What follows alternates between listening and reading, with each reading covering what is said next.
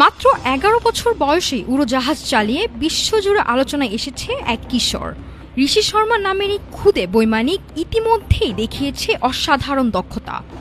যুক্তরাষ্ট্রের ক্যালিফোর্নিয়ার অক্সনার্ড বিমানবন্দরে প্রশিক্ষণের সময় ছোট্ট একটি উড়োজাহাজ নিয়ন্ত্রণ করতে দেখা যায় ঋষি শর্মাকে। ভিডিওতে ককপিটে বসে আত্মবিশ্বাসের সঙ্গে বিমান চালাচ্ছে সে। প্রশিক্ষকের তত্ত্বাবধানে ঋষি ব্যবহার করে টাচ অ্যান্ড গো কৌশল। এই পদ্ধতিতে উড়োজাহাজ রানওয়েতে নামে পুরোপুরি থামার আগেই আবার আকাশে উড়ানো হয়, যা নতুন পাইলটদের দক্ষতা ও আত্মবিশ্বাস বাড়াতে গুরুত্বপূর্ণ ভূমিকা রাখে। মাত্র ৭ বছর বয়স থেকে পাইলট হওয়ার স্বপ্ন নিয়ে প্রশিক্ষণ শুরু করে ঋষি। তার এই অর্জনে সামাজিক যোগাযোগ মাধ্যমে প্রশংসায় ভাসছে সে। খুদে এই বৈমানিকের সাফল্য নতুন প্রজন্মকে অনুপ্রাণিত করবে এমনটাই মনে করছেন অনেকে। নাফিস সামিয়া, ঢাকা টুডে।